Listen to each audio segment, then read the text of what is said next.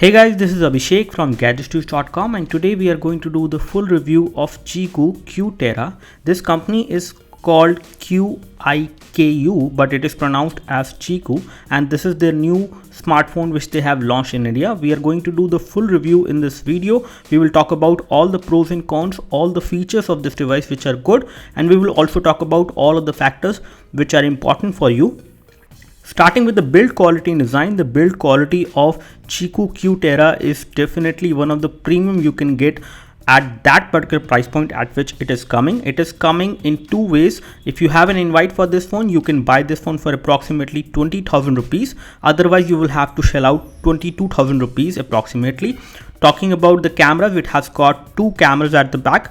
Both of these cameras have got 13 megapixel sensor. The build quality is quite comparable to premium phones like Nexus 6P, and you can see that right now in front of your screen that this is how it compares. In terms of the build quality and design, it is very good, and it is like any other premium phone which come for approximately 40 to 45,000 rupees. However, it is a slightly bigger phone to hold in one hand, but the build quality is quite premium for the price which they are delivering.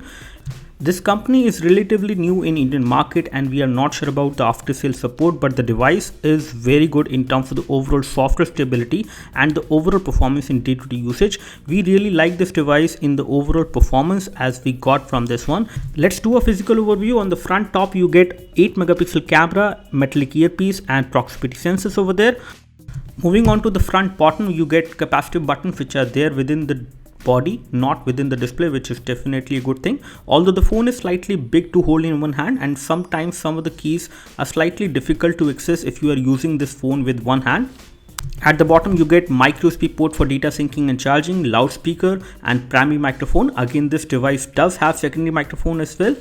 It supports 4G connectivity on both the SIM card slot. However, one of the SIM card slot tray is a hybrid tray, so you can either insert a SIM card or a micro SD card. You can insert one micro SIM and one nano SIM inside this device.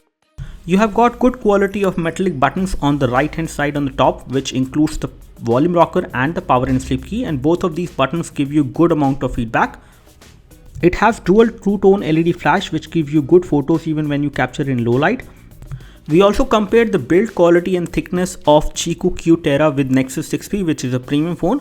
In terms of the overall build quality comparison, it is pretty close, and it has got thinner form factor compared to Nexus 6P even when it has got a bigger display. We also compared the display clarity of Qiku Terra with Nexus 6P, and it is on par with premium phones like this one. As far as the display to body ratio is concerned, we have got better 83% display to body ratio because of thinner bezel on Qiku Terra even when you compare it with the Nexus 6P, which is definitely commendable on a phone which is half the price. Using the fingerprint sensor, you can take photos, you can answer the phone call, and you can also record calls in between. Moving on to the camera, we were really impressed with the camera performance of Qiku Terra. Either the front or the rear, both of these cameras produce very good quality of photos even when you capture them in low light. In daylight, it performs really well. The focusing is pretty quick. Clarity in these photos is also one of the best I have seen from a device like this, and color production is quite natural as well. We took some photos in zoom way as well, and the clarity was not missing at all. Even when we zoom the photos were not pixelated. Daylight photos were looking very good in terms of colors, in terms of details, and the display is very crisp and clear to show you these photos with full clarity and good colors overall. When we tested the front camera gave us very good photos as far as selfies are concerned, even when we captured in indoor environment, and in daylight selfies were looking very nice in terms of clarity, in terms of colors as well.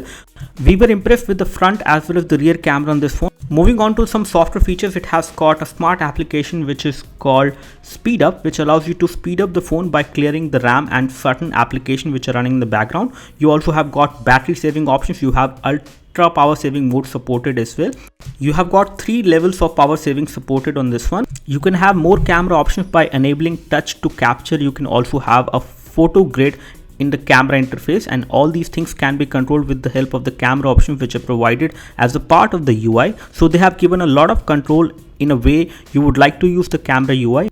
As a part of the default UI customization, they have provided 360 security light application, which allows you to find out other applications which are consuming more memory. So you can actually delete these applications and get rid of the memory which is consumed by these applications, and that's how you can actually optimize the overall performance of the phone. You can also find out the battery draining applications, so you can actually get rid of those applications as well which are consuming more of your battery and draining it, and that's how you can optimize the phone. You also have a freezer application which allows you to lock certain applications from starting up so that they doesn't get start up whenever you boot up the phone. It will also make sure that these applications are not running automatically on their own. As a part of the UI, they allow you to find out the temperature of the CPU, and you can find out all the applications which are increasing the CPU temperature, and you can set an alarm for that as well so that you get alerted whenever the CPU temperature is high and the device is getting heated up. Overall, we really like Qiku Q Terra in terms of the overall day-to-day usage, performance, camera department, and the build quality is also one of the best we have seen for this particular price point. It comes with a big display which is pretty big. You might worry about the one-handed usage of the phone, but performance wise this is a very good phone to be used in day-to-day usage. The software is very stable, display is crisp and clear, camera is very good in terms of capturing details, clarity and good colors. You will see a very good color production on the display. If you can buy this phone for approximately 20,000 rupees provided you have the invite, this is a pretty good value for money phone. And this is all we have as far as the full review of Qiku Q Terra is concerned. In case you have any queries and questions, please leave your queries and questions in the comment section below. In case this video helped you, please click the like button. You can also subscribe to our YouTube video channel for more videos like this by clicking the subscribe button below. Thanks for watching this video. This is Abhishek signing off. Thank you.